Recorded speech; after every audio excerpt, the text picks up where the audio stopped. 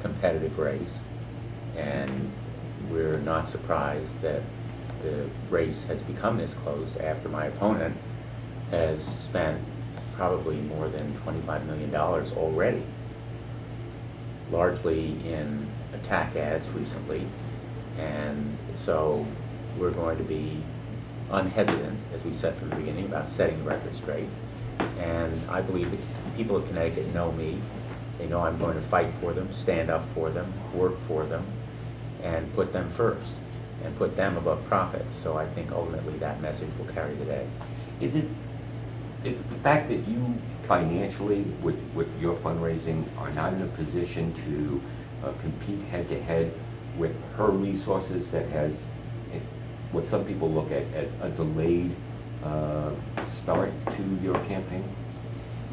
Traditionally, as you well know, campaigns begin after Labor Day, and we're fairly early in the campaign season by traditional measures. But you know, we have limited resources. We can't match $50 million. We will be outspent, but we will not be outworked. We have an energy and enthusiasm that I think counts for a lot. And obviously, the election will not only involve but require resources on our part, and we're actively fundraising, and successfully so, nearing the end of this quarter. And we have a very active grassroots operation in fundraising. So I think we will be in good shape, but we will never match the $50 million that my opponent is spending. You've heard some of the criticism by some of your own supporters wondering, you know, when were you going to take her on in your political ads? What did take you so long? I mean, she started running ads against you long before the Republican primary. She chose to ignore her Republican opponents and focus strictly on you almost from day one that you know, you came into the race. Your supporters were worried about that. There were rumblings, and I'm sure you heard them. What do you say? How do you deal with your supporters who are wondering whether you're ready for this fight? I've been telling the people of Connecticut about my record of standing up and fighting for them, standing up to the utility companies when they overcharge us, taking on the big tobacco companies, fighting the internet providers when they have predators on their sites like MySpace and Facebook that endanger our children, going against the health insurers when they deny coverage for medically necessary treatment, the property and casualty insurers when they have engaged in schemes of bid rigging or price fixing that raise premiums. People of Connecticut know that I'm going to stand up and fight for them. And I've been talking about my record in the media and continuing to do my job of standing up for the people of Connecticut and advocating for them. So I think that they know me, and I'm comfortable that at the end of the day, they will face a choice between someone who stands up and fights for them and someone who puts profits ahead of people. Since you mentioned it several times about how you have stood up for people, I want to ask you about one of your ads, the early ads that you ran. You're quoted in the ad as saying, "You've looked and you don't see anybody in Washington standing up for the little guy against special interests." Does that include Chris Dodd? What I said in the ad, and I believe it is, there aren't enough people standing up for people against the special interests. And let me give you some examples. For example, the pharmaceutical drug companies have a sweetheart deal. They're receiving $200 billion over 10 years in taxpayer money because there is a bar, a prohibition against negotiation of those pharmaceutical drug prices. That's in the legislation. Mm-hmm. It was supported by both Democrats and Republicans. I believe we ought to eliminate that sweetheart deal for the pharmaceutical drug companies because it raises the cost of medical care, and it's also a giveaway of taxpayer dollars. The subsidies to oil and gas interests, costing us $40 billion over a period of years, are in no way a service to the taxpayers of Connecticut or the nation, and we ought to eliminate those giveaways. the tax breaks to companies that send jobs overseas. Again, $200 billion. And that kind of tax break to companies that send jobs overseas should be eliminated. The other kinds of special deals, for example, subsidies to agribusiness, major producers of crops, subsidies to them, again, in the billions of dollars, no benefit to the taxpayers of Connecticut, and some of those monies go to people who don't even grow crops. So these kinds of special giveaways, sweetheart deals, tax breaks really should be, in my view, attacked more aggressively. And I have a record of standing up to those companies, whether it's big energy, when they tried to build Broadwater in the middle of Long Island Sound, and we successfully fought them. The pharmaceutical drug companies, when they've overcharged our taxpayers, I've fought them and gotten results. The utility companies, working and helping to save nearly $1 billion in charges that otherwise would have been imposed over the years, working with others like the Consumer Council. A record of standing up to special interests, fighting for them, and making a difference.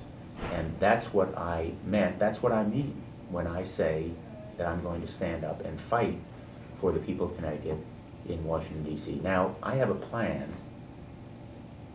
that the Senate should consider, and the Congress should consider, to help small business. And I want to talk a little bit about it, if you would permit me to do so. Sure. Because I think it's a very important plan for the country, and involves standing up and fighting for small businesses that create jobs, and for our economy, particularly Connecticut taxpayers, so that we can help put Connecticut back to work, revive our economy, and put our nation's economy back on track. The Senate right now is debating a measure that would provide for payroll tax exemption to companies that hire new employees. Along with that measure, a second part of the bill would also close the loopholes for companies that send jobs overseas. That loophole, or it's actually a set of loopholes, are a tremendous disservice to our working people, our small businesses, our economy, because they not only involve costs to taxpayers, but they also, in effect, create incentives for sending jobs to other countries. In effect, they provide deductions for certain expenses now and deferral of tax payments until later. And I think we ought to close all of those loopholes. Now, my opponent, I think, is opposed to closing those loopholes. I think that's a fundamental difference, and a very important one to companies in this country, small businesses particularly. And we need to do more to help small businesses, because they create jobs. People and small businesses create jobs. And the more we can do to support and help small businesses, the more jobs we will help create. And I have a plan, it's called Made in Connecticut, that would involve aiding our businesses. And I want to fight for that plan, fight for our small businesses in Washington, D.C. Measures not only closing those loopholes and providing a payroll tax exemption for new hires, extending and expanding it beyond what the president has proposed, but also deductions for startup costs of small businesses, R&D tax credits, loans for manufacturing, particularly to create green energy jobs, other measures that would provide for fairer trade. Many of the countries with whom we trade provide hidden subsidies or barriers to our exports, subsidies for their exports, barriers to ours, to them, and I think we need fair trade policies, and also an end to Chinese currency manipulation. I proposed back in March that the Secretary of the Treasury declare China a currency manipulator because its currency, in effect, is kept too low, undervalued, and that discourages, again, imports into China of our products, our exports to them. And so I advocated, I wasn't the only one to propose, but I urged that the Secretary of the Treasury declare China a currency manipulator, which would enable us to impose sanctions and real pressure on China. Now, it's allowed its currency supposedly to float, but the value's changed, I think, less than a couple of percentage points in its value. In any event, nowhere near what it should be.